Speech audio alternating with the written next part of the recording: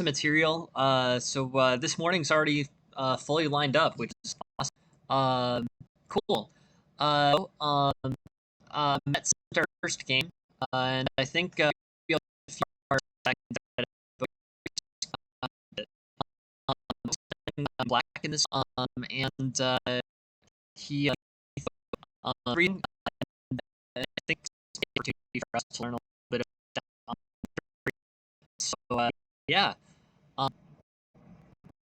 uh, this is a pretty interesting game. Um, just want to make sure. I think maybe slowing the stream now. So make sure, have full. Um, anyways, yeah, I think that's better. Um, this is a game that I'm at. Uh, is, um, and spatial strength against um is a little bit slow, so I'm just gonna close this out. It's just better to do that. Cool. Uh, way to basically, against B, there's one basically about challenges to a center. Dennis, your game is first.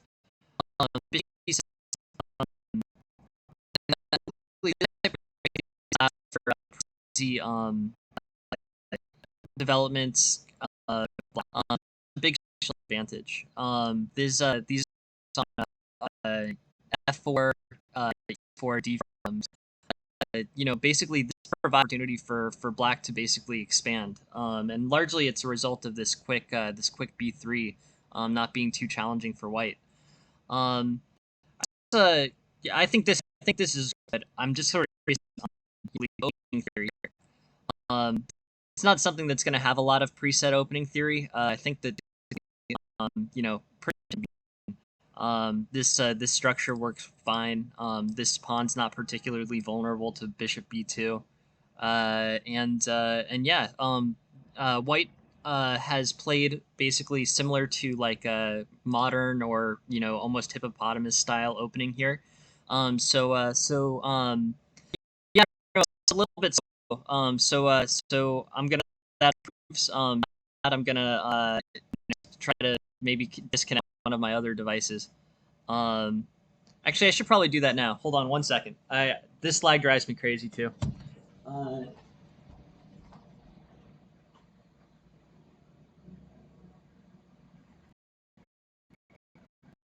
I hope that's helpful for the lag. But sorry for the lag, guys. Yeah. So overall, White's basically playing this relatively passive opening. So this B3 E3 structure doesn't really challenge Black in any way. So against this, Black develops normally and secure. Let's look at the analysis here. I bet it's already pretty close to equals. So Black has equalized here with this bishop d6. Hey, morning everybody. It's nice. I'm trying to bring on some new viewers and stuff. So it's great. It's great to see everybody here. And we have lots of material today, which is really the most helpful thing. So I appreciate everyone sending games in. I appreciate everyone being on the stream. Yeah, no, it's a little bit laggy, unfortunately. But hopefully it'll be okay. If not, I can try to. Thank you very much, Topo. No, I really appreciate it. I really appreciate everybody being here, and the material is really nice. And it's just awesome. Um, Cool. Yeah, and please tell me, if there's any problems with the reception. I'll try to make a better, I'll try to make a better setup for my for the reception stream if I can. Sorry for the lag if anyone's experiencing that. But yeah, so overall, this is this is basically developing against against a relatively passive opening. So yeah, here the bishop trades off. Black now has this bishop pair secured, and pretty good condition for black. This fianchetto is white's real key. Uh, yeah, no, it's great. I appreciate everyone being here, honestly. So yeah, so bishop takes knight, and black's showing more than equality.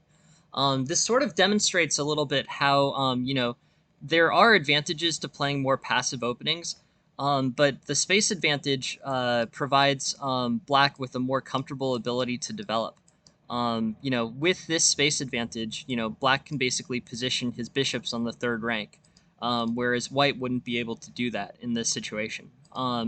So this sort of gives an indication of why in the big picture, openings like e4, e5, d4, d5 provide an advantage that make them the most popular at the highest level.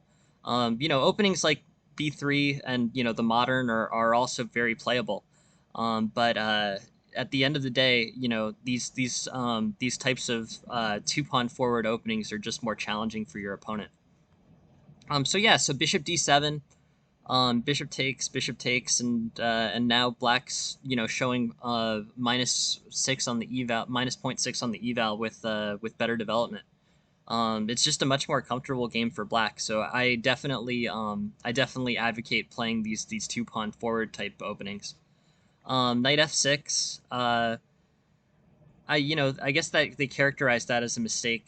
Let's just play through the computer line here. There must be a tactical refutation of it. Oh, no, you're right. I mean, so knight f6 is not the yeah. So knight f6 is not the move here. This e5 pawn is hanging. Sorry, it was just I'm so used to seeing the knight on c6 as opposed to the bishop on. But yeah, like queen f6 or queen e7, um, uh, that puts a pretty straightforward defense. Um, X may also be playable, but X would pair development. Maybe it's like, but white basically healthy develops against a relatively passive white structure. So that's just something to consider. There is a reason why e4, e5, c4, and centralized pawn openings are the most popular. It's generally because of this ability to challenge your opponent and use space advantage. White space. The fight here is basically over the fourth file as opposed to the fifth file. So this center structure ends up being better for black. Okay, so this pawn, that's just a tactical thing, like seeing that this pawn on e5. Sure, yeah, no, totally, Topo. Would you be cool looking at it 6:05 p.m. Eastern today? I still have some slots open for then. I'm really excited. We have a lot of participation, so this morning's pretty much full. But I can promise you that we'll get to it as the fifth slot at 6:05 p.m. tonight if you're all right with that, or we could do it tomorrow morning, whichever you prefer. Um, but yeah, so knight d7, and basically, this position's probably slightly better in terms of development for black. This bishop can secure this diagonal if it needs to. And basically, the main inequality. Okay, sure. Would tomorrow morning be okay, Topo? Um, I'd like to get to it. But it's also, it's also recorded. So whichever time slot you most prefer, we can do. So tomorrow morning is good, or tonight, and just have the recording. But I'd like to get to it for sure. Um, so whichever. But thank you for sending the game. We'll get to it in very soon, either tonight or tomorrow. Um, Queen h3, e4, pawn takes, pawn takes. Okay, yeah, cool. So we'll do it. We can do it tonight. And then yeah, sure. If you send another game, banana, definitely. We can get to it. 6:05 p.m. tonight, and then we'll be full for tonight, and then we can start filling out tomorrow. But this is great. I love it. This is so awesome to have participation and enough games to review. This is great. It's exactly what I was looking for. So yeah, so both of you guys, if you send it now, we can look at both Topo's and Banana Reno's games tonight, and then Topo can watch on the recording tomorrow. Um, yeah, cool. All right, added for tonight, Banana. Yeah, of course. No, and honestly, it's always recorded. So if it's easier for you to watch at a later point in time, if this schedule doesn't work well for you, it's recorded and saved for 14 days, and I would make it be saved for longer. I just I'm not sure how to do that on Twitch yet. But it's the recording is always watchable, and we'll go over the game, either way. So yeah, thank you all very much for sending it in. So slots are now filled for the rest of today, and I can start working on tomorrow. This is great. It's awesome to have so much material. Yeah. So let's get back to this game. Black's attacking on the king side here. So I'm just gonna play it back a little bit. Development here is healthier for Black. Black has this spatial advantage and the fifth rank controlled, whereas White only really has the fourth rank controlled. Black has a healthier center and a better opportunity for development. Knight f6 hangs the e5 pawn, so a defensive move would be an improvement there, like probably queen e7 or f6. But anyways, going forward from that, now Black still has somewhat healthier development, and space advantage. Center control is a little bit less clear now because there's value of the bishop on this long dark squared diagonal. But Queen g5 makes sense. Black's basically going to try to attempt an attack here. I think this basically makes sense. I mean, this bishop has the potential to become powerful on this diagonal. So that's something to consider. Starting an attack here makes sense to me. Queen f3, knight f6 is probably a little bit vulnerable to getting taken by the bishop.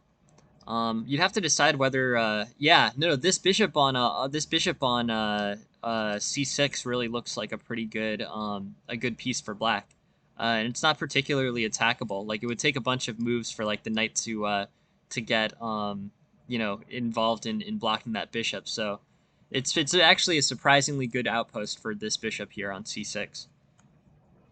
Knight f6, rook e1, knight to g4. And overall, basically this attack is playing out pretty well for Black. This knight here, there was vulnerability for it for a second here. So like this line, I think is probably going to be pretty good for White. But in any case, the strength of this bishop on this diagonal is something. But I don't think Black can continue to maintain with these material losses. So this ended up being pretty good for Black. You capitalized on the material gain. Yeah, no, thank you for being here, Topo. We'll look at your game at 6:05 and you can watch the recording. Thank you very much for contributing. Appreciate it. So knight to e3, and then overall, the knight was able to capitalize and get this rook takes knight, queen takes knight, and now Black has the material edge. So I think the error here was something positional to think about. I think this is sort of instructive. F3 is not a good move here. F3 weakens this king side. The correct move here, I think, was queen g2 for White. Queen g2 holds all the squares that Black might be attacking, and also puts pressure on this Black queen on h3 to move. So f3 basically opens up additional lines of attack on this king for white. Basically this bishop line, which the queen is able to exploit later. Um, so that I think is pretty uh that I think is pretty good. Knight d7, queen g5, and now basically at this point, white's still showing the material edge. But you can sort of see how the white's position deteriorates a little bit as more attacking lines, get opened up for black in an attacking position. So here, I guess I would say, white is going to need to free his position at some point. Like, it's basically sort of a problem that white played such a passive opening. Um, basically this pawn structure is very unchallenging to black. It basically offers black an opportunity to be the more aggressive player. So a move like e4 here is sort of necessary in the sense that it frees more attacking lines for white, but it ends up adding to black's attack in a pretty significant way. This d file is going to be controlled by the black rook, and black's rooks will have much better mobility than white. Yeah, so white light squared weaknesses I think are pretty big and exploited by this bishop on c6. Um, so ultimately, uh, this push ends up adding a lot to black's mobility. This rook on d8 gets this line becomes surprisingly strong. So for that reason, on the e4, the eval shifts by about a point and a half, and black's pieces end up being better from this. Um, this bishop is powerful for black, for sure. Um, this this tact, I think this is a sort of a tactical thing to revisit. Bishop takes, knight f6 here does allow this bishop takes move, and queen takes, and then black's down a little bit more material. There might be a response here with like rook e6, and then potentially rook to h6. Um, but I think as in a general principle, there's a need to keep an eye on just these sort of lost pawns. As the level gets higher and higher, your opponents will make it more and more difficult to recover from material losses, even if it's just a pawn or two.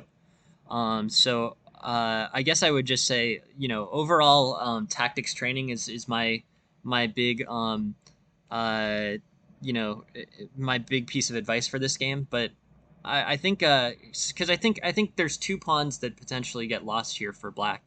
That this one on e5, um, and then later this one on f6. Um, to bishop takes, pawn takes, queen takes. And otherwise, I think I think black has really successfully generated an attack against a relatively passive white position here. But holding it all together with some tactical errors is uh, basically tactical errors hanging material are something that we all make at some point, but need to try to be minimized. Um, so overall, very good game. You really were able to exploit this king side. Even down a pawn, you were able to basically generate an attack that caused white to be under pressure and to ultimately make a positional mistake like f3. Um, but yeah, this was great, and you saw queen h6, queen b6, which was a great way to exploit white's kind of precarious king position. Um, just in case, just since I think there's a few more,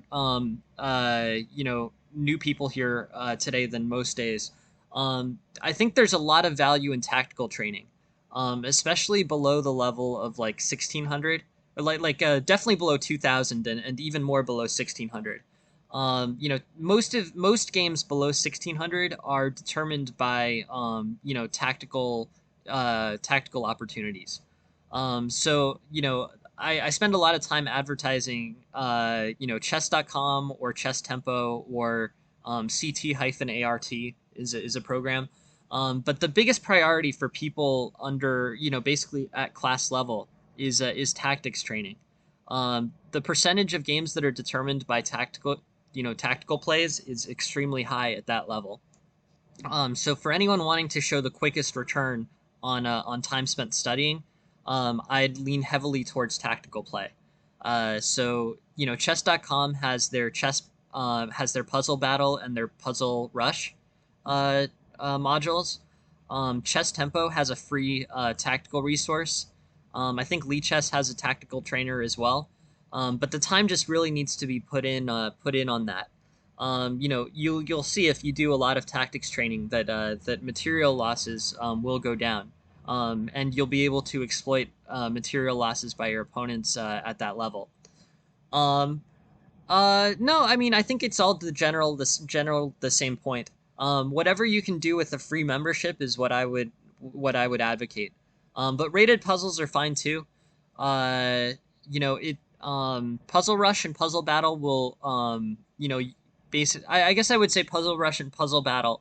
Quicker time control puzzles are probably the best. You want your vision to be almost perfect against superficial threats. Like just there's so many times when there's like a one or two move tactical combination that just gets missed, and we all miss them at certain points in time. But you want to get the times that those happen to be as small as possible. So yeah, I would just say as many puzzles as possible. With Puzzle Battle, you can probably get uh, several hundred puzzles in per hour. And if you do that for an hour a day for a month, you'll have much better vision. So yeah, I guess at the end of the day, I would say for the quickest improvement, quick Puzzle Battle is the most important. Yeah, no, no, no. I mean, but the thing is, Mikey, you really can improve on that metric.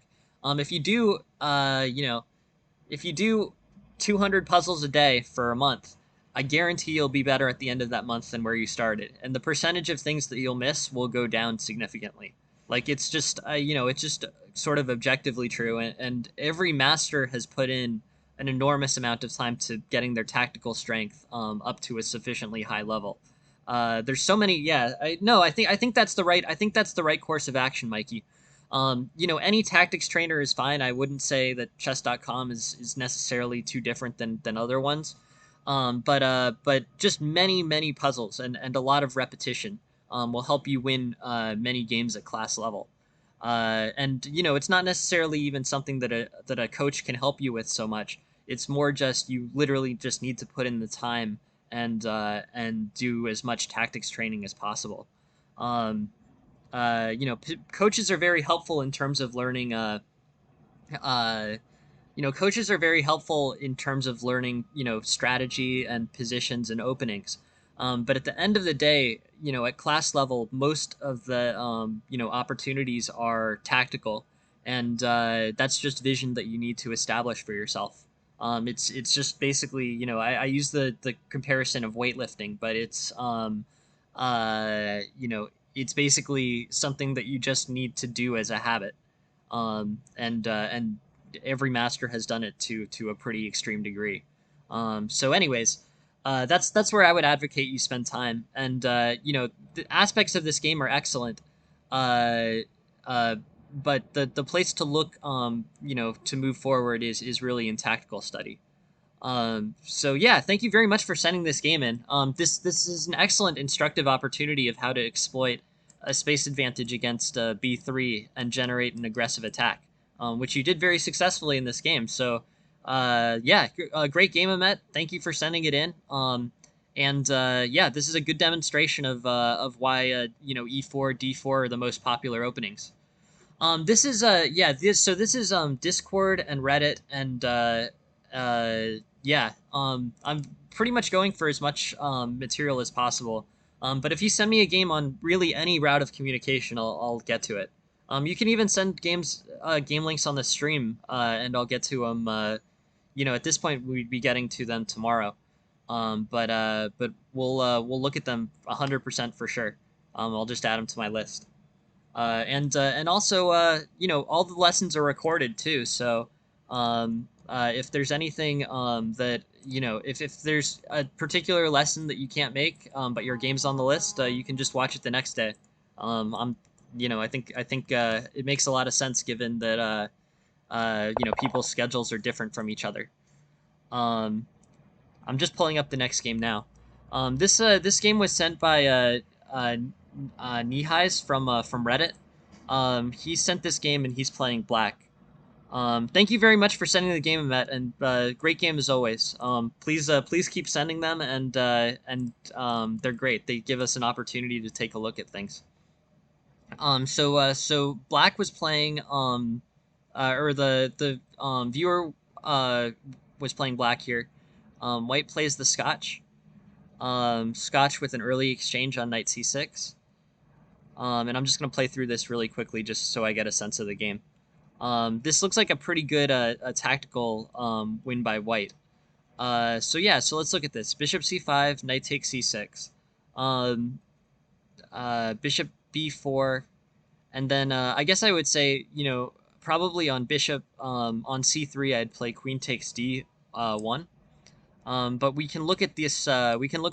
Opening line. Here, White comes up with a pretty good tactical threat. This attacks both the pawn on f7 and the bishop on a5.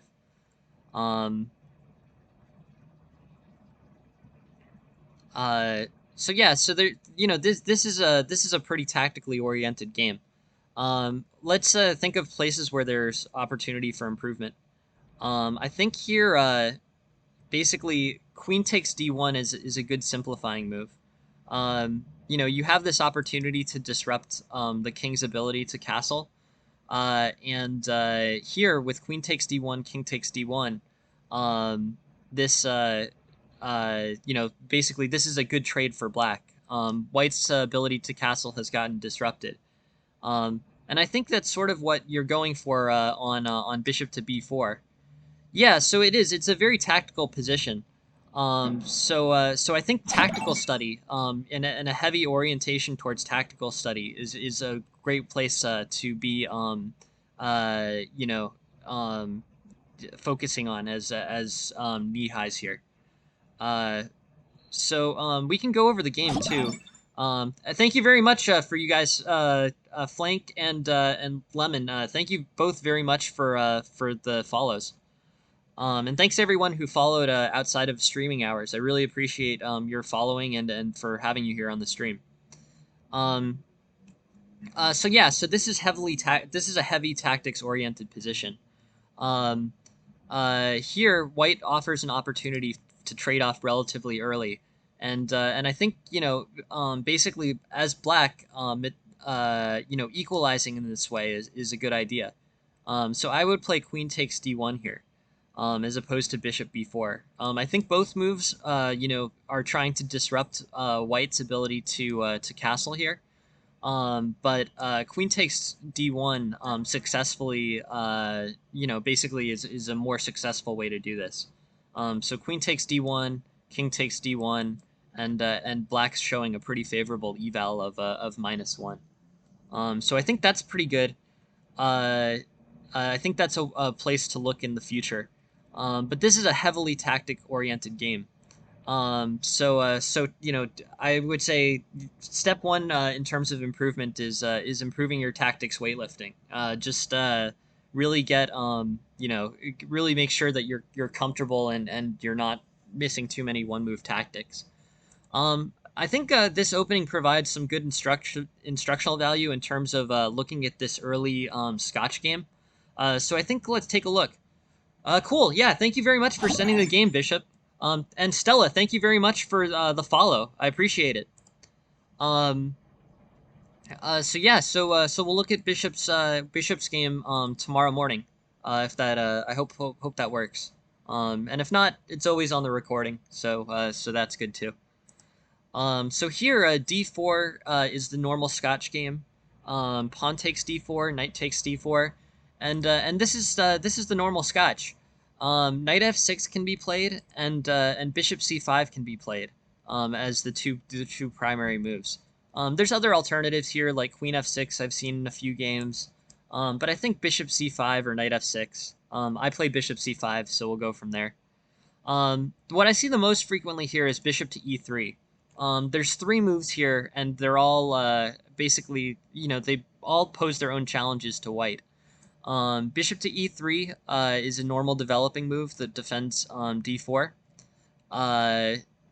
Knight takes c6 is also a line, which is what's played in this game.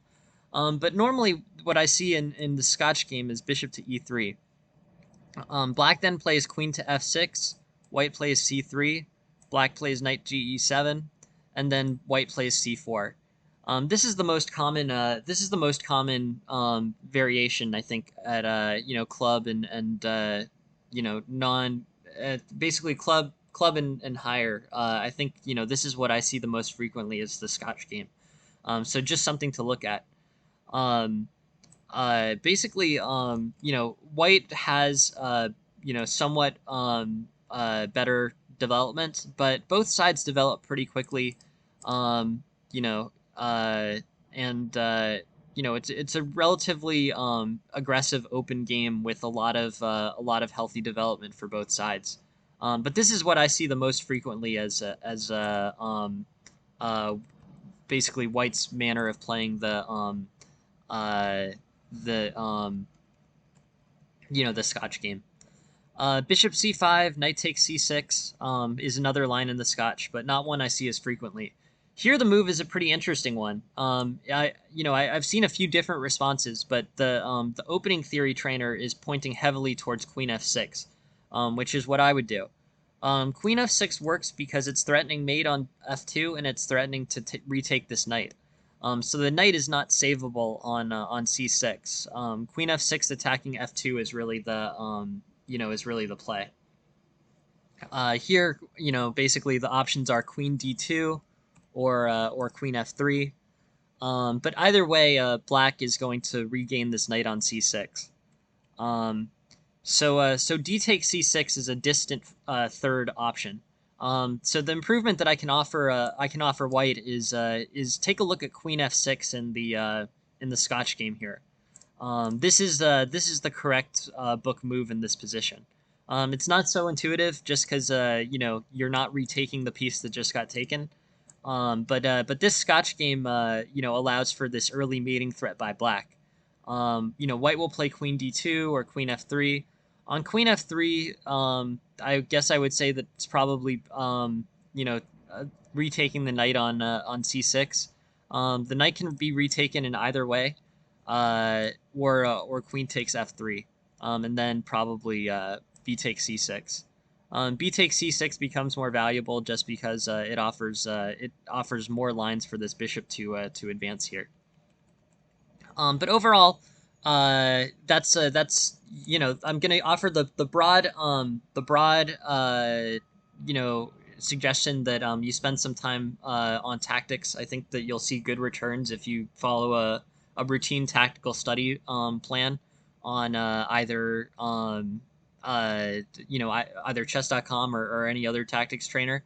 But also this move in the Scotch is sort of one that you would learn by experience. So I think looking at queen f6 as the response to this knight takes c6 move in the Scotch is somewhere where I would focus your time. This threat on f2 gains a tempo that will allow you to retake this knight. And when you retake the knight, black will be in a pretty healthy open position. Queen d2 and the eval's equal or maybe even slightly better for black here. So against this early no. So I think the intermezzo line is good for black here. I think this this early trade on c6 offers an opportunity for offers an opportunity for black to get developed quickly. Knight takes c6 is not the main line. The main line here is bishop e3. Is what I see the most frequently. Thank you very much for the follow, Stella and RV. Appreciate it. Thank you for being on the stream. So next game, Queen f6 is the move. I'm gonna make the suggestion. Opening lines are often a matter of taste, but in this particular case, if 90% of the games are getting played as Queen f6, I think that's your improving move here. Otherwise, I think the rest of this is pretty much determined on tactical on tactical play. So yeah, thank you very much for sending this, Nihais. Thank you very much for the game, and please keep sending them. Very interesting and a good opportunity to take a look at the Scotch. Cool. Next game. I'll just pull it up. This one was also sent to us from Reddit, and this is a game from Dubious. This is a game sent to us from Feudiport. He was playing black in this game, and I'll just upload it to here.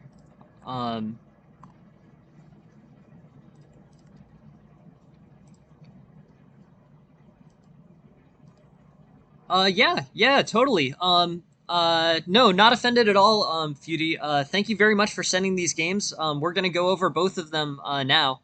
But feel free to watch on the replay. The replay gets uploaded to Twitch immediately after this class ends.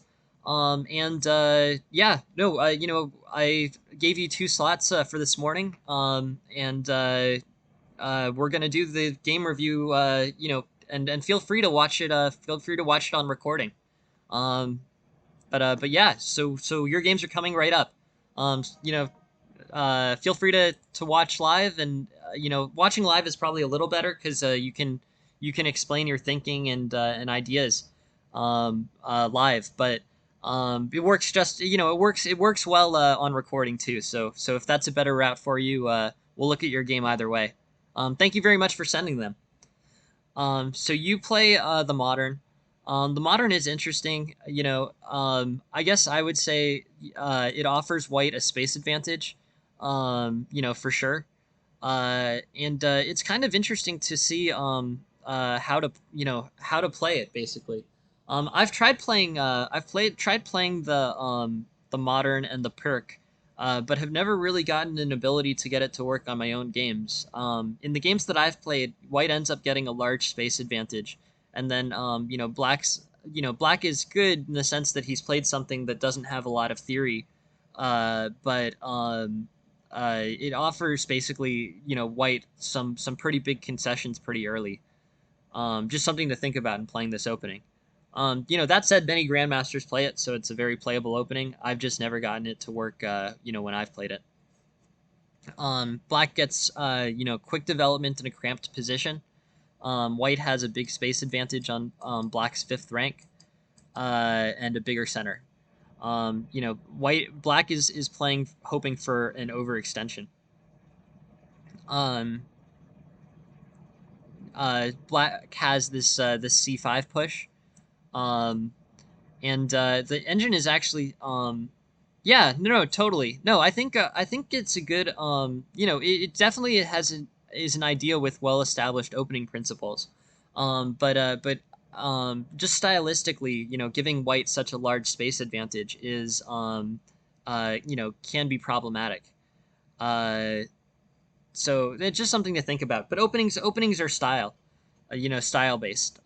It's something to you should definitely play something that you're happy playing and that you're comfortable with and that's fun for you to play.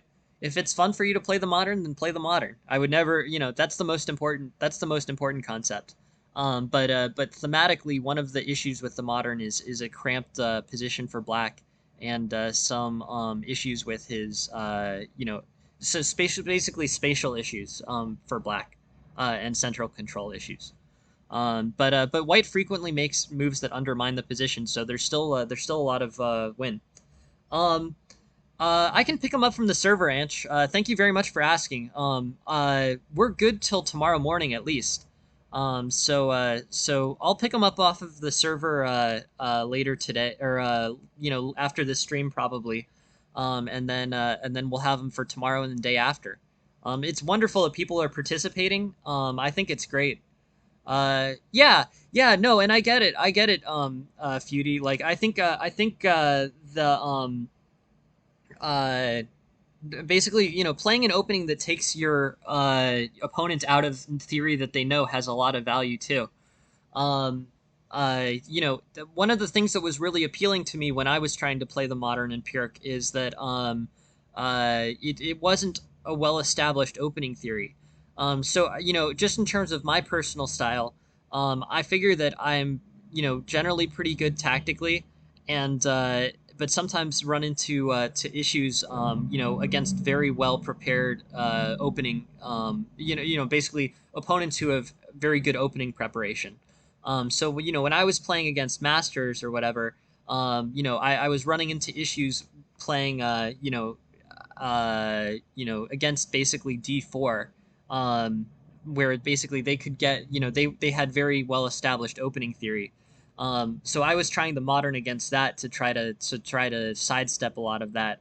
But the issues with, you know, space and central control were enough to outweigh that, you know, kind of surprise, non-book idea.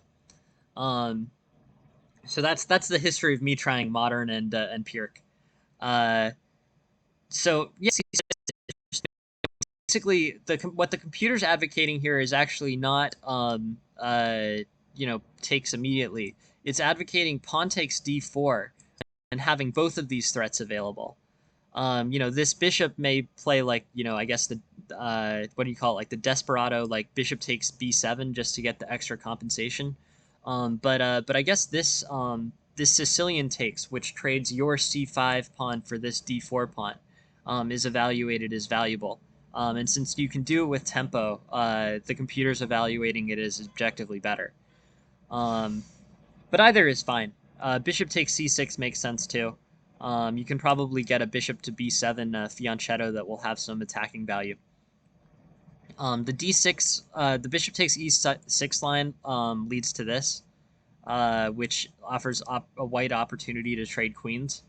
Um, Black can also ignore this threat and allow, you know, threats. Basically, it's relatively tactically complicated, but pawn takes d6, pawn takes d6, and you know, Black will end up with with an isolated queen's pawn, but a lot of open, threats along this fork here.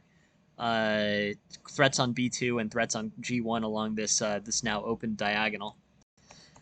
But yeah, this kind of keeps moving forward, and the rook seizes this open file. Um, I'm just thinking in terms of where, you know, basically, white has somewhat of an edge here. But on bishop b takes bishop b takes a6, white's basically offering, or the engine's basically offering d takes c6 or d takes c5, which ends up with an isolated pawn on the c file, as the, you know, as the obvious first choice. D takes c5, d takes c5, and then e5, knight d7. Okay, that's kind of interesting. Um, but yeah, you know, when once black allows pawn takes d4, um, that shows a better position for black. Um, Black plays a strong developing move in seizing this open file. King h1, it makes sense. You know, there is some, yeah. So C and B lines are your strengths here. Yeah, no, I totally agree. This is a great opportunity for you to improve your rook. This rook is basically never, you know, the A file is not the rook, the file for the rook in this situation. This is unlikely to get cleared. So seizing this open file and good mobility for your rook is a real strength here. Bishop g7 is strong here, and I think potentially queen to b6, with attacks on the the g1 king are things to look, you know, forward to. White basically sees there's a an issue for the king along this long diagonal. Um, so here, um, Queen b6 is still a strong move, but doesn't have the same amount of power as if it was still attacking the king on g1. Um, Ideas here are like you know I guess there's potential pawn breaks for black. Um, but yeah, overall an interesting situation. Um, I guess I would say this yeah, e4 is a little bit loose. D5 is probably a push that black's going to want to make at some point. Similar to many games out of the modern empiric, the basically white has a spatial advantage. White's controlling black's fifth rank, and basically black is trying to equalize on the fourth rank. So depending on how familiar you are with the perk, that's fine. But it does offer white a bit, center control and space. Um, but e4, yeah, e4 does look like it provides some vulnerability. Queen c7, rook b1, bishop b7, bishop e3, and here, yeah, I think white's got pretty healthy pieces. Black has healthy pieces. Black has issues with this pawn structure. This pawn structure is not good for black. Double isolated rook pawns. These are going to be attacked and provide a material weakness for black. It's almost impossible to hold both of them, and even if you do, it's a tough decision because this pawn structure, first is difficult to hold.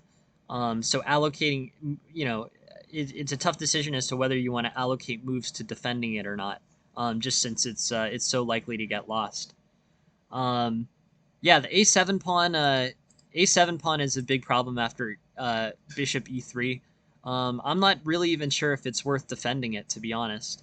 Um, this pawn structure is weak, so I think developing an attack here as opposed to spending time defending a weak pawn might be something to consider. But it's very situationally dependent. Um, but that's a concept that should be in your mind thinking about it. I think yeah, if you have a game you want me to look at, King Me, please send it. The next available slots are tomorrow morning, which is great. Um, it's great to have so much material to work off of. So yeah, so if you send a game now, King Me, I promise we'll look at it tomorrow morning. Make that part of the lesson. Um, yeah, so rook f c8, bishop f3, rook e1, rook b4, and overall black has good position, strong open file, and yeah, things are looking good. This is a good way of efficiently generating threats on e4. Actually, this is worth looking at because I think you've got a great threat going on that centralized pawn. And you have the ability to establish force on it pretty quickly. Cool. So rook b4, and then queen b8, and queen b8 threatens b2 and e4, which is great. Hey, welcome, Tarash. Thanks for joining the stream. So yeah, so pawn threats on e4 and b2. A3.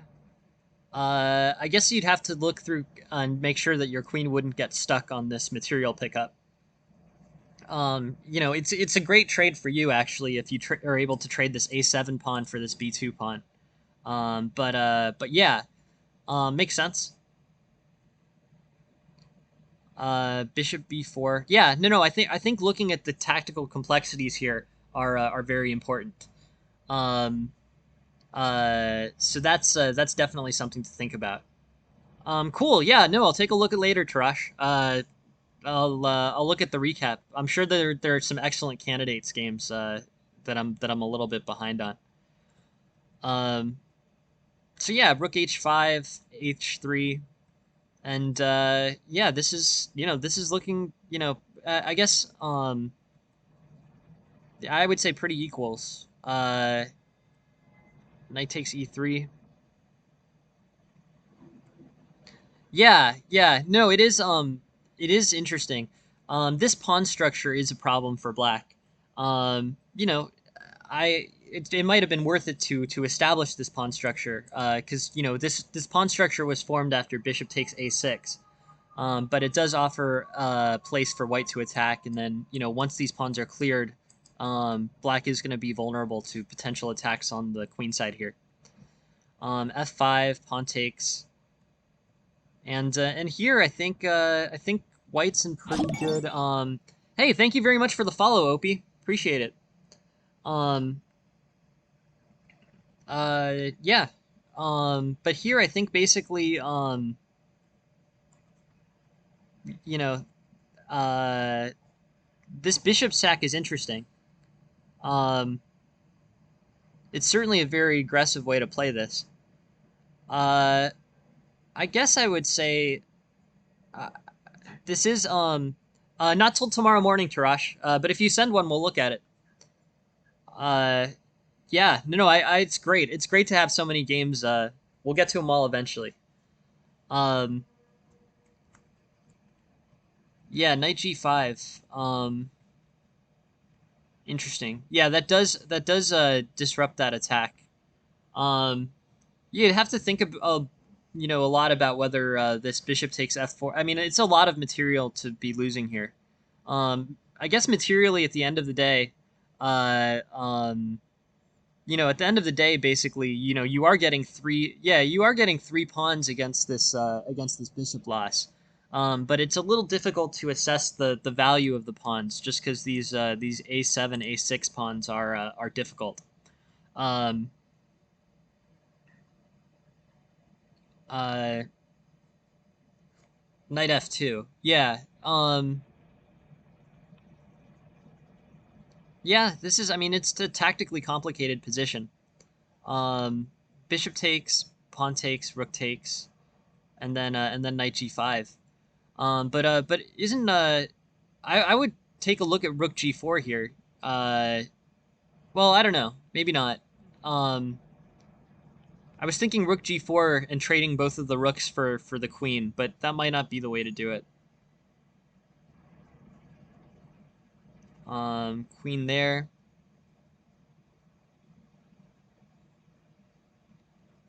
Interesting. Okay. Yeah. I don't know. I guess, I would say I understand the logic behind bishop takes f4, but it's a lot of material to be giving up, in this position. Considering that you're already, basically you're winning materially here, right? White has an initiative in a complicated position. Yeah, good question. Um, you know, that is a really good question, Feudy. So let's think about this. The engine is suggesting rook h5 and king h8, both evaluated as equal. I think of those two, rook h5 is better. This rook is very extended, and that is sort of dangerous. But I don't know, maybe rook h5, rook a5. Um, but this is a very complicated tactical attack. It's difficult to do it justice with a quick view. Um, I think basically this h3 rook is probably something that needs to get fixed.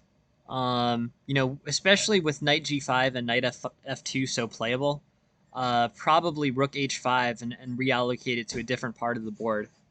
Um, it does feel unnatural to start playing defensive moves against an attack, though. Uh, there is the alternative queen g4. Oh no, queen g4 falls to knight f2, so not queen g4. Um, uh, okay, so knight f2 and knight g4 do make rook, the threat on the rook, more immediate. I think unfortunately you may have to withdraw it.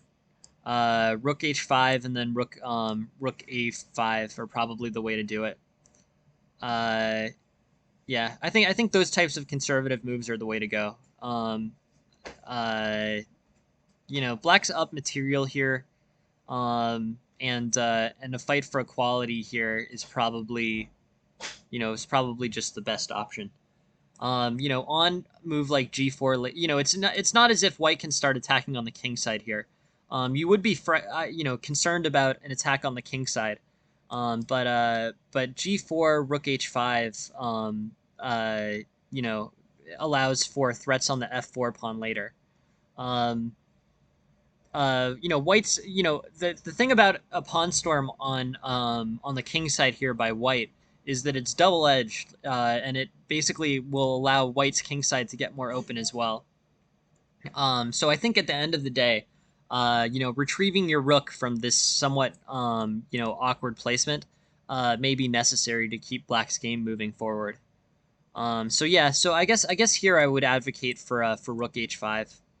Um, just taking some computer suggestions. B4, I don't know, A5, I guess. Um, but Rook F5 might be the correct positional replacement. This Rook on F5, permanently fixes G3. Um,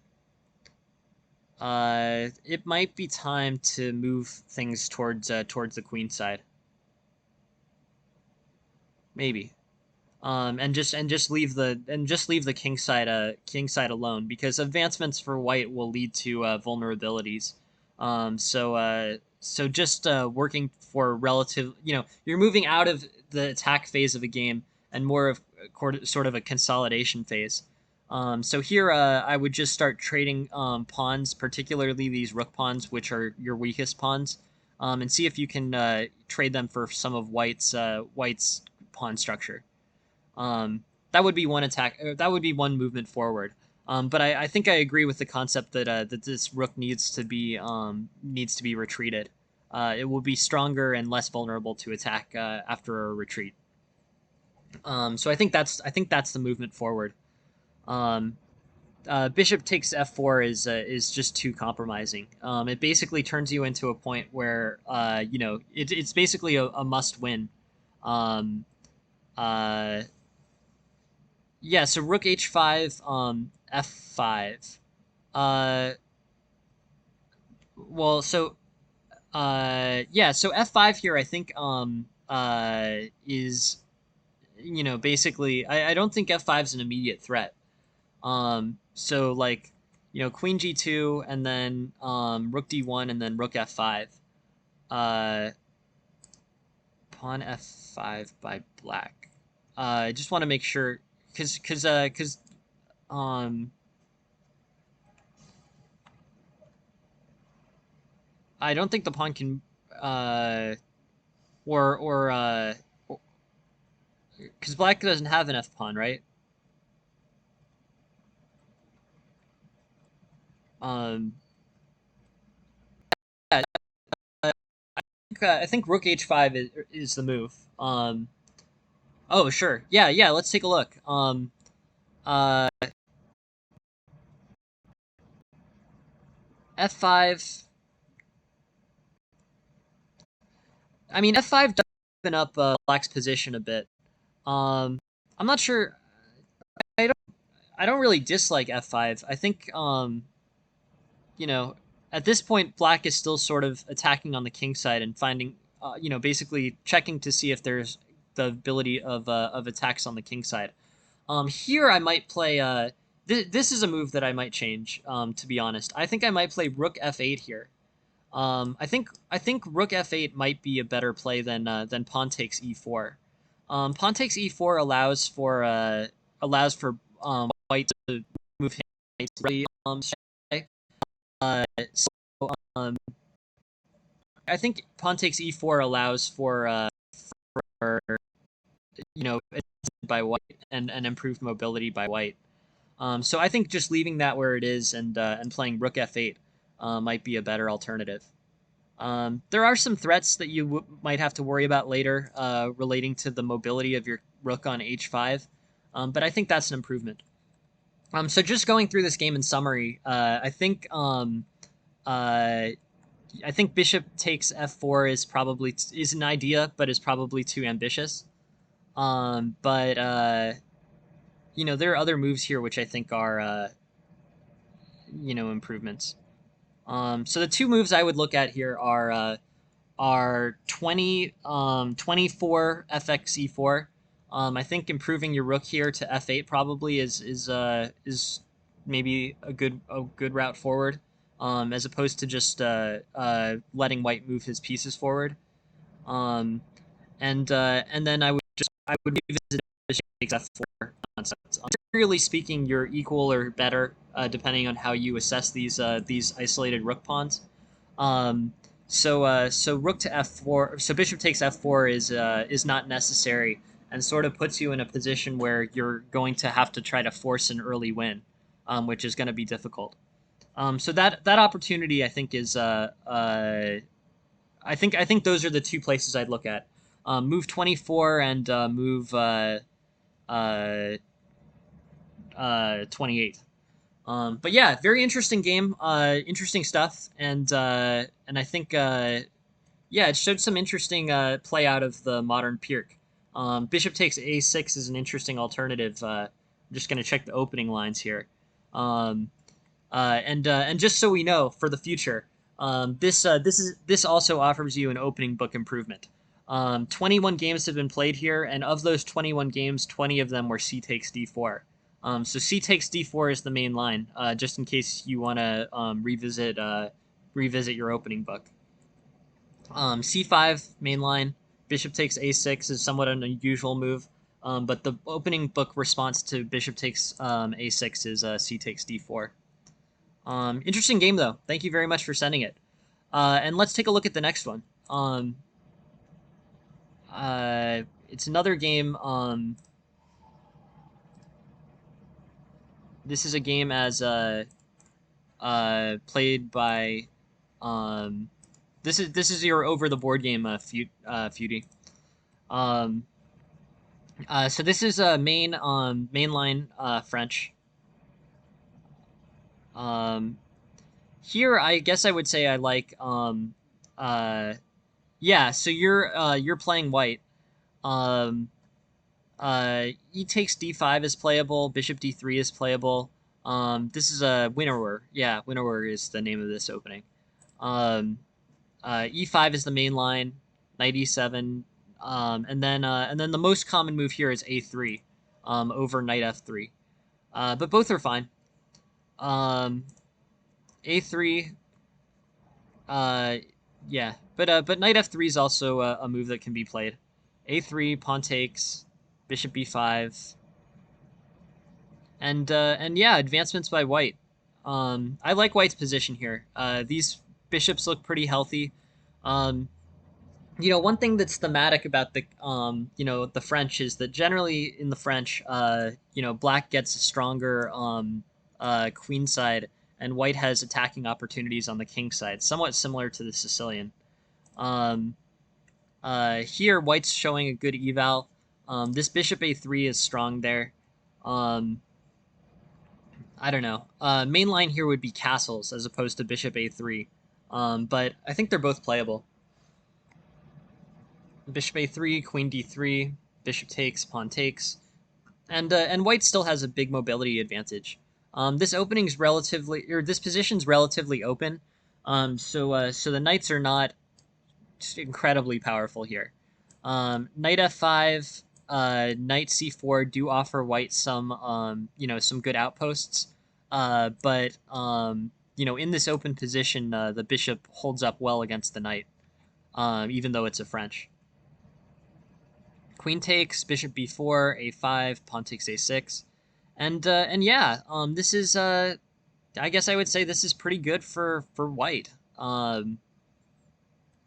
This does lose the pawn on a6, but I don't think that's a huge problem. Um, Overall, just yeah, pretty smooth sailing.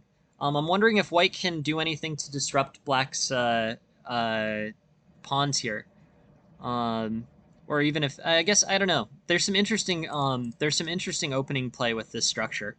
Um, so yeah, so c3 does become kind of a liability, an attacking target. Uh, I assume the b6 pawn is going to fall.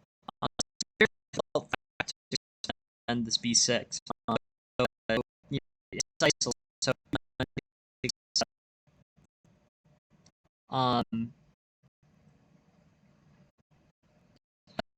here, right? I guess you can't play rook takes b4. So I guess the really good place to slow down here is probably around here.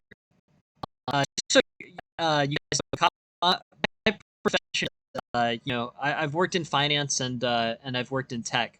And currently I'm working as an application developer. So Cop Review is uh, an app that I developed that uh, I don't know. It's an app that I developed is the answer.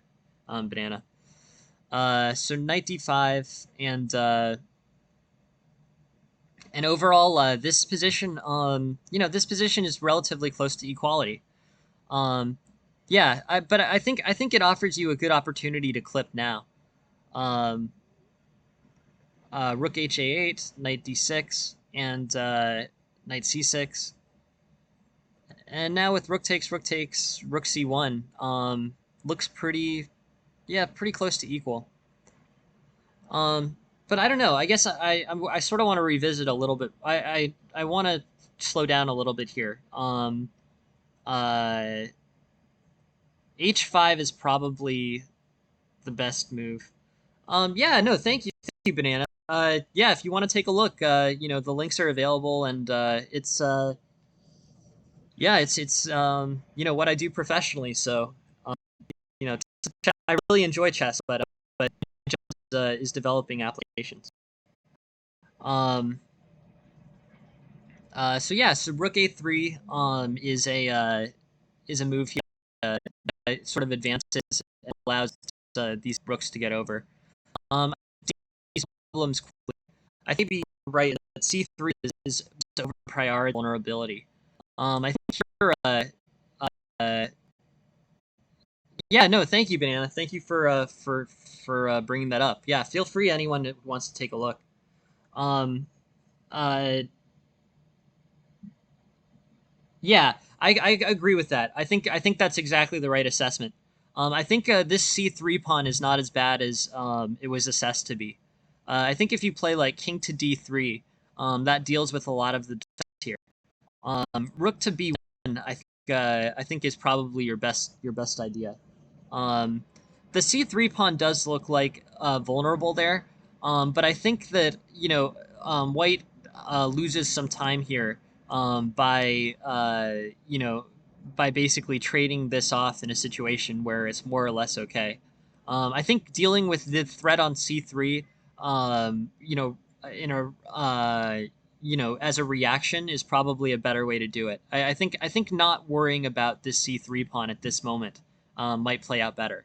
Because the weaknesses of this c3 pawn end up just becoming weaknesses of the d4 pawn later, right?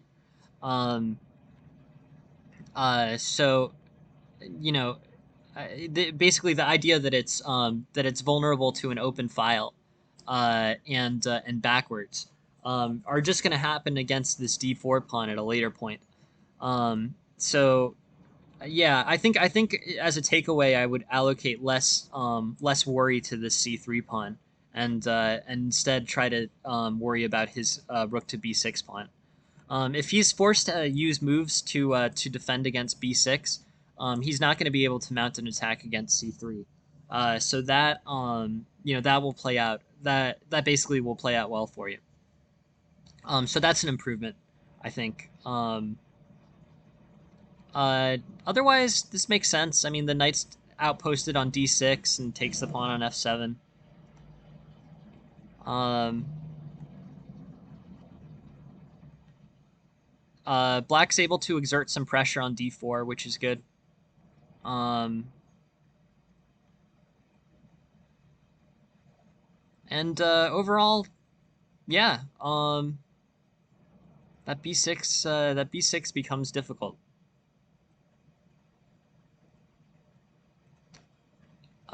This is a complicated endgame that I can't uh, quite do justice to in a few minutes, but um, yeah, interesting. It ends up yeah okay. I mean, here I guess I would say it looks like White has some pretty good chances at this endgame, but I guess it's a difficult one to convert. Um, just slowing down a little bit here. Um, Rook d1 looks pretty dangerous. You have to count it out to make sure that b2 doesn't become a win for black.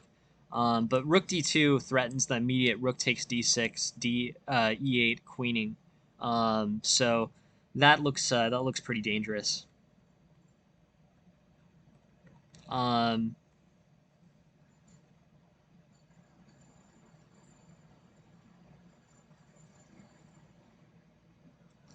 yeah, so I move here actually is not rook e1, it's rook d1. Um, just the tactics of this seem to work out a little bit better. So like here, rook e6, and then f7, and white should have sufficient pawns to get through this. Yeah, no. I mean, it happens to everyone. It's just that's the more precise tactical play. These things are very hard to see in time pressure. Yeah, no, totally, future. I understand completely. It's just hard to see. It's often hard to see. Tactical play in time pressure. So, I don't have a better piece of advice for that than I don't have any better advice for that than uh, just do more tactical study. That's my solution. Um, so yeah. Anyways, a few different takeaways here. I guess I would say the important pieces were basically. I think you can spend less time, and I just want to make sure that I didn't have any earlier things, but um, interesting. Yeah, I mean, I think White had some pretty good chances in that end game. It basically played out reasonably well. Um, so this is my first suggestion. I think this c3 pawn should really be defended when it starts getting attacked. Its backwardness and its vulnerability on this open file may be a problem, but they won't become a problem till later. So just in terms of how you allocate time, it's better to get this quick attack on this b6 pawn than it is important to defend the c3 pawn. So I think walking away from this game, um, you know, uh, you a good attack on b6 might serve as a defensive play on c3. This rook might play rook c8 immediately. So like in a sideline, rook b1, rook c8, king to d3. Black, rook c8 he can play pretty well and get a good attack on that c3. But basically, putting more force and like one more piece on this c3 pawn for white or for black is going to require a lot of effort. Like it's going to require rook a7, rook c7, and by then you might be able to come up with a better defensive move. So I would, yeah. So that's what I would say. I would say get the attack on b6. You know, and don't worry as much about this backward pawn. This backward pawn is defended tactically, so threats on b6 will serve a defensive purpose in forcing your opponent to respond to them and spend moves responding to them. Yeah, no. I think that's one takeaway. And then here, I mean, you've played a very good game. These are relatively small things to look at. I'm just thinking here. Um, this really isn't even too much of a thing to take away, but um, uh, this tactical this tactical structure is better for white. Rook d1 here is the move. It looks like king f8 is also playable, but rook d1 is the tactic that I see. White's basically got a win here. You've done a great job. These pawns are extremely strong. Um, the one of these pawns should be able to queen for you, I think. Um, uh, I Interesting. Yeah, no, I mean, tactical study is where it's where it's at. People have put together great instructional guides on like exactly which tactics to study.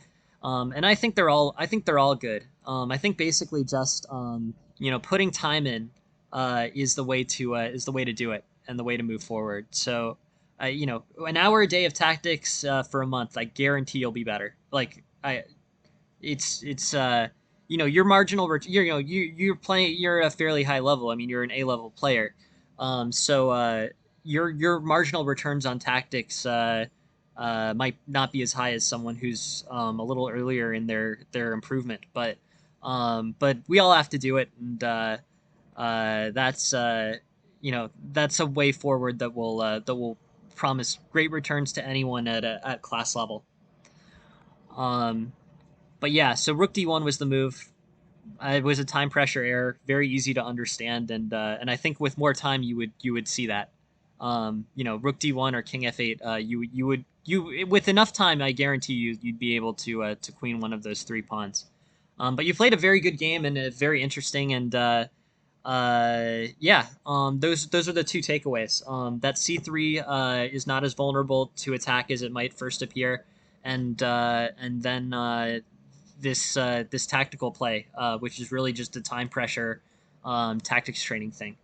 But overall, good game and interesting. Yeah, very interesting. Cool transposition out of the French winner. Cool. Thank you very much for sending that game. Please keep sending them, and thank you for participating. Glad we were able to get to both of those. All right, and these two are from Discord. Um, yeah, no, there's a lot of progress to be made on production values here. Yeah. The right tactical position for you, and where you might see some good returns future are uh, puzzle battle.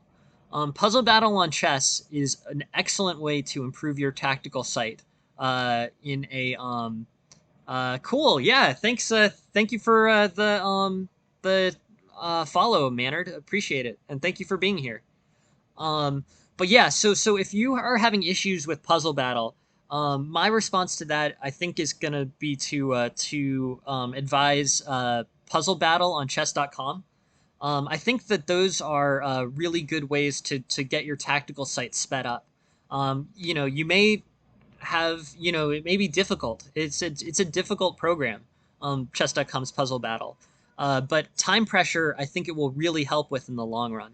I think you'll get much faster. Competing, um, doing these very quick, relatively superficial tactics. I think that'll really speed you up. Yeah, no, thank you for the subscribe. Sorry for the follow, and thank you for being here and participating. Um, yeah, so here, Banana Reno's game. Banana Reno played as black, and we'll take a look. Two more games left for today, and then we'll have a full schedule for tonight. But if you guys want to keep sending games, I'll just add them to the list, and we'll fill out the next few days. It's awesome. It feels so much better to have plenty of material, to be honest. Cool. So this is Sicilian. Very early bishop c4. We can talk a little bit about this. So bishop c4 is a move that is not necessarily so good in the Sicilian. I've played it, and it's playable sometimes out of the Grand Prix attack and out of the closed Sicilian with knight c3. But bishop c4 here, is basically running into some pretty serious difficulties. This diagonal is not necessarily so good, largely because e6 stops any strong attack by this bishop on this diagonal. I know you're playing black in this game. It's more just to think about in this opening. C6 or E6 is a great response, and now I think potentially you might be able to expand your center pretty well with D5. In fact, I'm almost wondering if D5 is the right move here. Sicilian with C5 and D5 is, you know, if it can be supported, is pretty strong.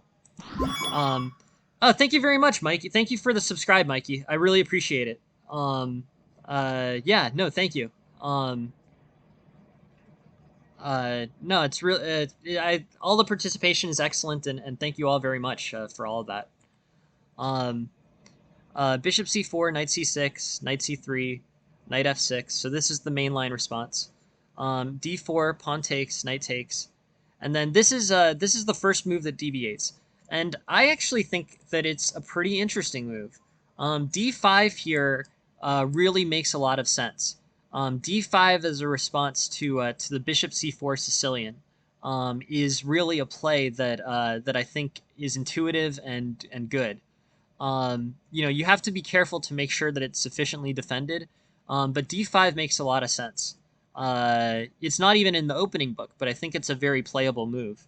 The opening book move here is D6, by the way, but D5 I think offers black some good chances. So I like that idea. You know, you have to be careful to make sure that the D5 pawn is always sufficiently defended. But it definitely you know, seizes the center for black. Black has this isolated queen pawn structure, which is more common in you know, queen's pawn games than in the Sicilian. But it's going to play out pretty well, and you're going to have good mobility for your pieces. Black's piece mobility is actually excellent here relative to most you know, most Sicilian positions. Here knight c2 is interesting. Interesting. So they're actually saying that knight c6 is the best move. But I like knight takes c2.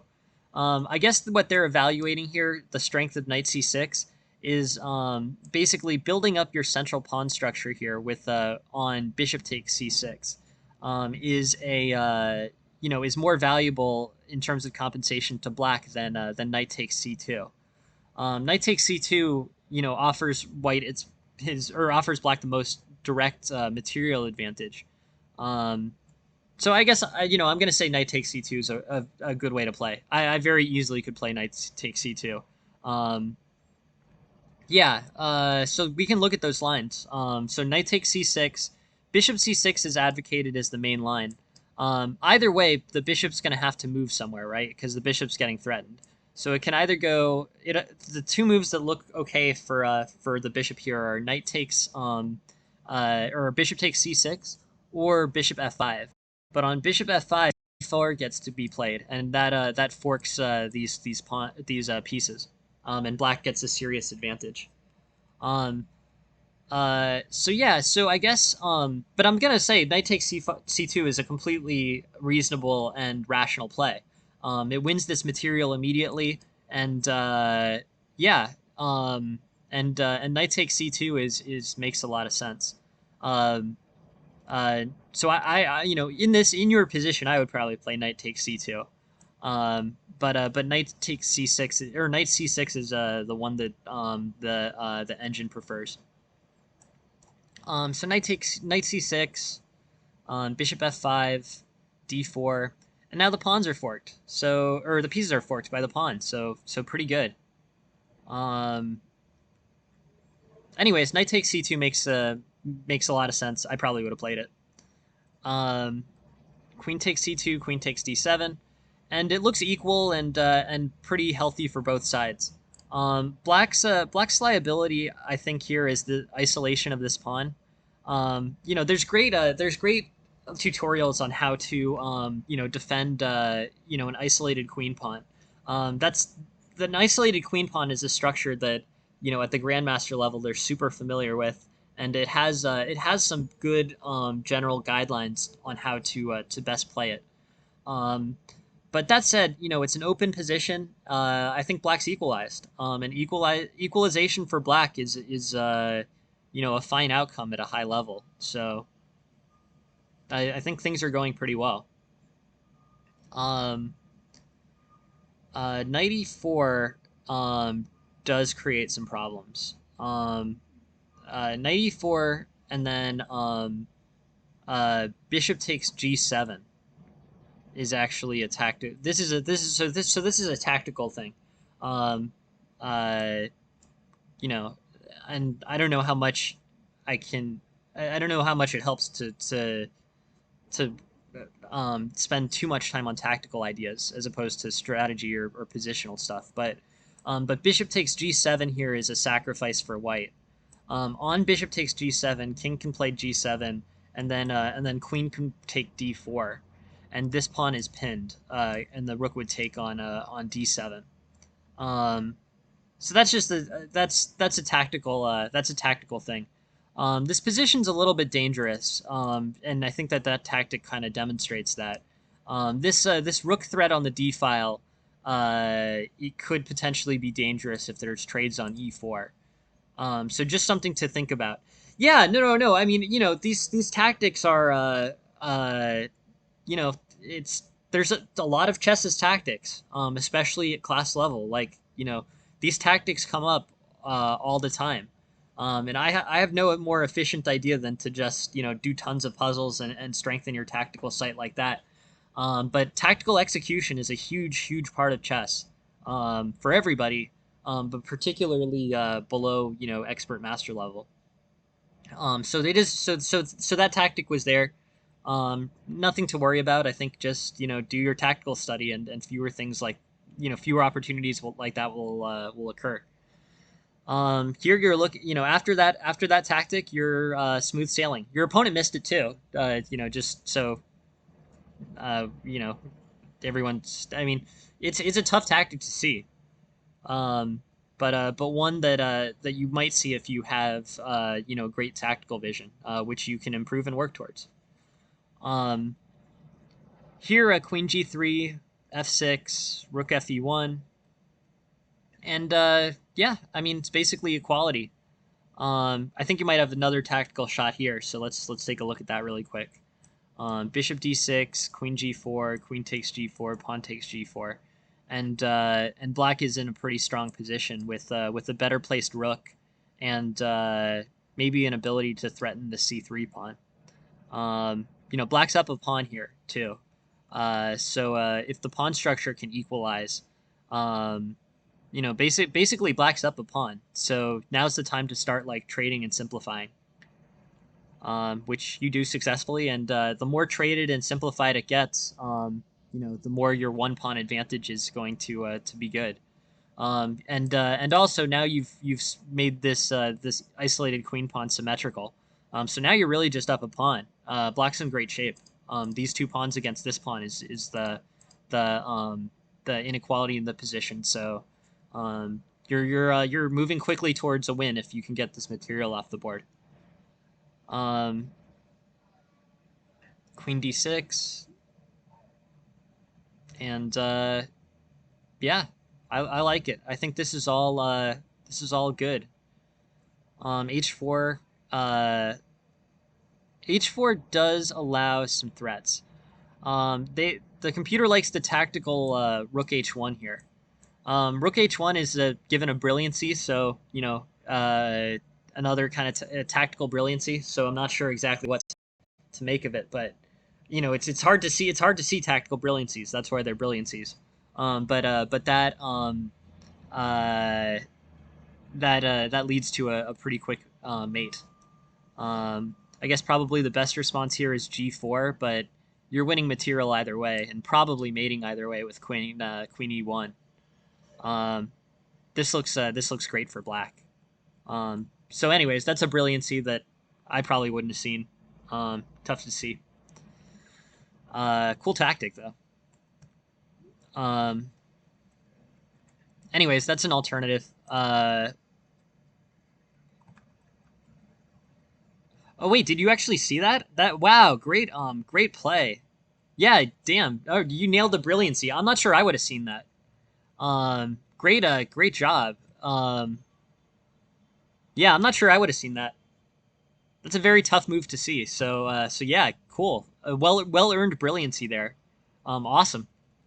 Uh, Very cool. Um, yeah. So here basically, equality, a number of tactical things, and you had the tactical sight that you needed when it mattered the most, right? So, good execution. But yeah, tactical sight. This is an excellent demonstration.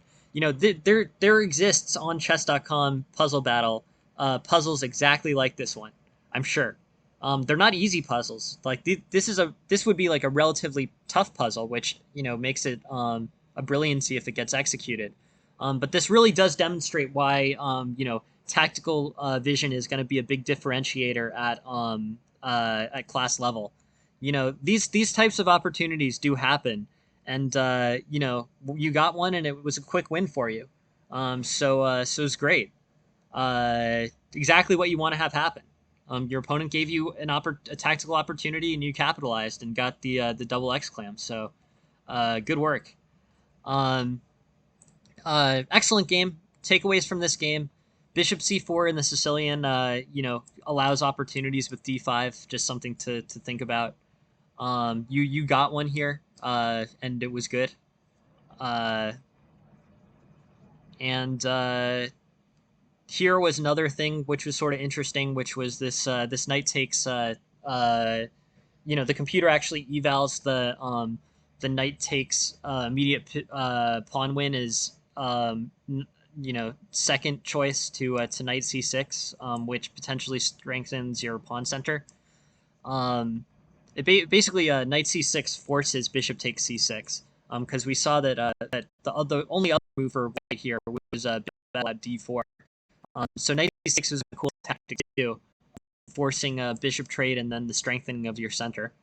So that was interesting, and yeah, just this bishop takes g7 pawn being available.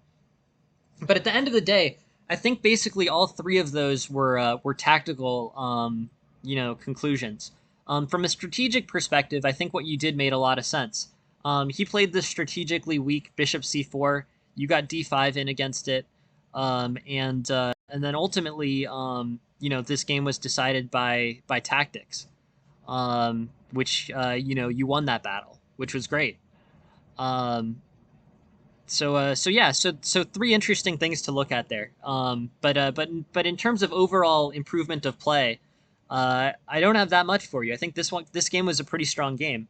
Um, uh, yeah, positionally speaking, you got the d5 against the bishop c4 weakness, and then you were able to capitalize tactically, including with this double exclam at the end. The biggest improvements here were tactical, but with tactical improvements, I think it's just more tactic study, and you'll get more of them. Otherwise, strong game. Yeah, no, thank you very much for sending it in, Banana. I really yeah, appreciate it and appreciate the material. Uh, yeah, thanks a lot for that. And then our final game for today is from Too Much Anch, and thank you very much for all your help coordinating the server announcement, and for helping walk me through some of the issues on Discord, which I'm very new to. So let's take a look. Uh, just pulling it up now. And but yeah, thank you very much for sticking around and helping with all this. No, and really, I'm super happy to do this analysis. It's fun for me, and I learn a lot. And no, I really appreciate you guys being here and watching the stream and paid. Thank you very much thank you very much for waiting around. I'm super happy to get to it, and let's take a look. I'm sure there's some good analysis here. Um, so here we go. D4, D5, G3, and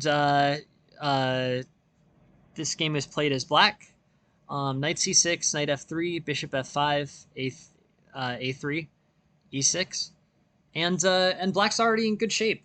White has basically played flank moves in a queen's pawn opening. This g3, knight f3, and a3 structure is basically you know is good. Something to consider, and there are definitely openings with knight c6 played against the queen's pawn game, but a frequent theme in the queen's pawn game is c5. C5 is a move that opens the king, the basically the position up for black and offers center control. Same thing with knight c3. So knight c3 again, eliminates the ability to play c4 until a much later point. So overall, basically, this knight c3, knight c6 move is a stylistic thing, but it does come with that one weakness that you can't play the corresponding c4 c5 break. Um, G3, and then knight c6, knight f3, bishop f5. This is great. You're doing normal development, and white's not really challenging you much in the center. So I think overall this is great. Thank you very much. Thank you very much for the subscribe gifts, Mikey. I really appreciate it. And I one of these things. Uh, you know, I don't have a donate button because I'm not doing this for the money. I think this isn't my job. This is just something I do because I love this. I think it's a good thing to give. I really like the idea of free chess. I think it could be and I think really help people learn the game and but I really do appreciate the subscribes too as well, Mikey. It's really nice of you to give everyone the opportunity to subscribe, and it's really nice of you to be here and to very much for helping encourage others to watch. It means to me, Mikey. Thank you very much for that. Um, so yeah, no, I really appreciate being here and participating and helping out. Thanks, and please send some games. I'd love to take a look at an analysis. Um, so yeah, Bishop G2 is good, and by this point, basically with the relatively no, it really is appreciated, Mikey. Thank you. So at this point with basically this relatively passive play by white, black doing normal developing moves has established really healthy piece play for himself uh, and basically seized quality according to the computer's eval. So bishop g2, knight f6, knight h4, bishop e5, and I think basically this really is slightly better for black. You know this this bishop, which can frequently be a liability in queen's pawn openings, has an opportunity to trade potentially for white's good bishop, which would be the best, but even for this knight. And then black has better development and equal to slightly better center control. So overall, black's looking good here. H6, bishop takes f6, and yeah, all of this I think is pretty strong. Basically bishop to d6. Black's development is good. Black's played in a very intuitive way, and I think everyone's in good shape. Castle's queenside, knight d2, g5, and yeah, I mean, Black's trying to capitalize on his superior development. Um, Castles and I can just say castles here is going to lead to castles here is probably the move to revisit the most in this game. With castles, basically, black is going to have the opportunity to attack aggressively with his pawns and bishop on the king side. This is really strong. This is really going to be a powerful attack.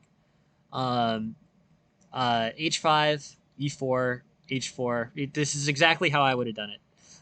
Get this quick attack on the white king side, and white's not going to be able to recover from it. Um, I'm wondering if there's a way to tactically win the queen here. Uh, Knight takes d4 is pretty interesting. Pawn takes d4, queen takes d4. Um, this gets you back at least a lot of material. On rook f2, rook takes d5, and this is overwhelming rate. But yeah, overall at the end of the day, like crushing, great, awesome win. No, I mean it's an awesome win for Black. And uh, let's go back to see if there were a few moves that could have been more efficient. But exactly the right way to play. Basically, getting this quick, healthy development against White's passive opening. Um, I guess I would characterize this passive opening by White as being the kind of defining feature of this game. Um, Black plays in the intuitive way: just get your pieces developed, get them developed to the right squares, and quickly launch an attack. Um, there's probably some tactical improvements here. I think something like h5, e4, h4. Uh, so there's some slight efficiencies here. Uh, you know, so I guess the biggest improvement to this game, is one that is a tactical one. This knight becomes able to be sacrificed. I think maybe we can slow down on this one because there's a positional aspect to it too.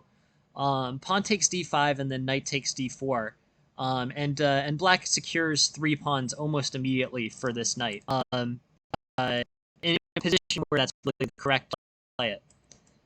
Pawn takes d4, takes d4, and now Black secured a pretty big lead. Very lead back to c5 pawn, but he gets aggressively. This is an awesome game, extremely high quality here. I would it pretty much exactly the same, but the efficiency that can be given here. G2, and yeah, win. Quick, good attack. Yeah, I thinking. I mean, the one additional constructive point. Didn't play this opening like the thing F3 G3. Um, you capitalize on that. White's deviating from his normal structure of the normal opening policy of develop your pieces before moving your pawns too much. White's playing a lot of pawn moves, and if Black responds by playing a lot of piece moves, have a superior developing position.